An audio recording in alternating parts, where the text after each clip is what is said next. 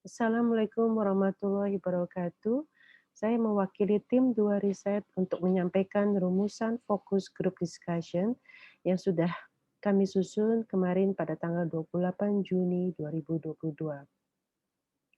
Tim 2 riset beranggotakan akademisi dari berbagai universitas, periset dari BRIN, dan juga beberapa peternak perlebahan.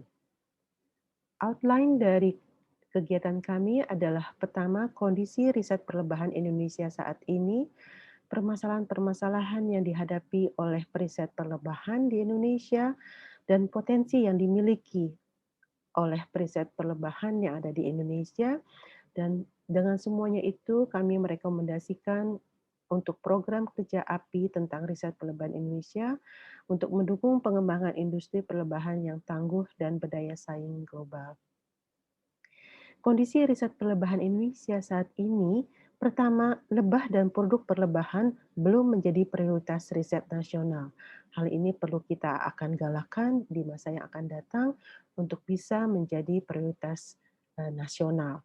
Yang kedua adalah kurangnya periset perlebahan Indonesia. Hal ini dirasakan untuk topik-topik riset di bidang hulu maupun di bidang hilir. Yang ketiga adalah riset terkait keanekaragaman lebah, tanaman pakan lebah, dan ekosistem pendukung baru terasa hanya di beberapa kawasan saja. Dan itu semua belum terintegrasi di antara tiap kawasan. Yang keempat adalah kondisi riset daya dukung lingkungan untuk perlebahan masih terbatas. Hal ini sangat penting untuk kita mengantisipasi perubahan iklim. Yang kelima adalah riset lebih banyak dilakukan pada lebah budidaya, apis mellifera, dan lebah tanpa sengat, tetapi kurang pada lebah apis dorsata, apis cerana, lebah natif, yang mana kita tahu di negara-negara Eropa dan di Amerika semua sudah kembali juga ke lebah natif dengan adanya colony collapse disorder atau CCD. Dan juga riset untuk on-farm, khususnya teknik budidaya, itu juga masih perlu banyak ditingkatkan. Yang keenam adalah kondisi riset saat panen, pasca panen, dengan processing yang terstandar, dan riset produk lebah seperti komposisi dan profil kimia, aktivitas biologis, dan kuantitasnya itu masih terbatas di beberapa kawasan saja. Dan yang ketujuh adalah manajemen usaha perlebahan, itu juga merupakan suatu hal yang perlu ditingkatkan.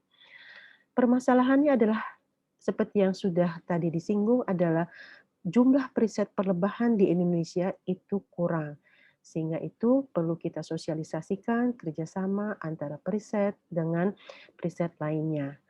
Belum adanya informasi tanaman pakan lebah dan ekosistem pendukung perlebahan secara nasional merupakan permasalahan kedua yang dirasakan oleh periset. Dan yang ketiga adalah dana untuk riset dasar dan terapan, baik dana riset dasar maupun riset terapan dalam perlebahan itu masih sangat kurang, baik secara kuantitas, yaitu badan-badan yang memberikan dana, maupun kualitas jumlah dari dana penelitian yang diberikan. Dan terlalu banyak objek penelitian, sehingga riset tidak fokus, itu menjadi permasalahan yang keempat.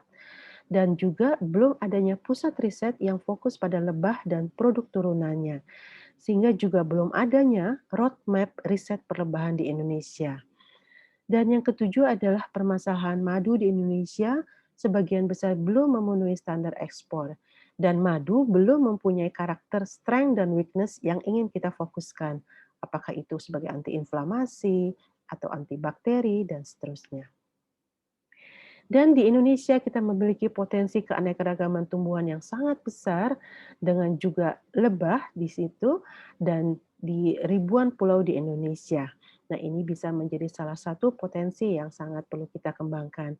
Dan jika dikembangkan dengan sebaik-baiknya, tentu saja memberikan nilai ekonomi dan lebah dan produk turunannya yang sangat tinggi.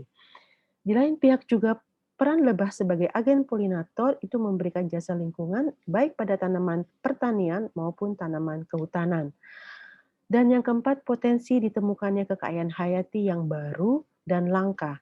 Nah, ini bisa digunakan sebagai indikasi geografis atau yang kita kenal dengan IG.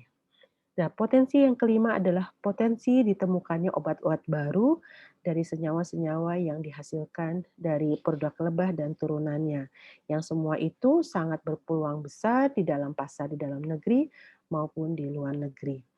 Demikian potensi yang kita miliki. Dengan demikian, kami merekomendasikan program kerja untuk Asosiasi Perlebahan Indonesia yang akan datang adalah kita menjadikan lebah sebagai keystone species. Karena tanpa spesies lebah ini, maka akan terjadi perubahan ekosistem yang sangat dramatis.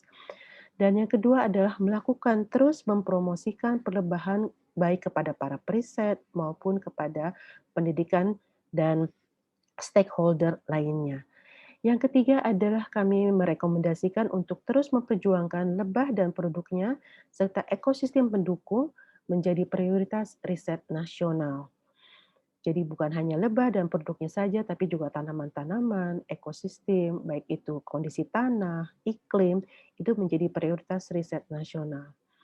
Yang keempat adalah rekomendasi tentu saja untuk meningkatkan kerjasama antara periset dengan lembaga riset, baik di dalam maupun luar negeri, baik untuk eh, instansi pemerintahan maupun instansi swasta.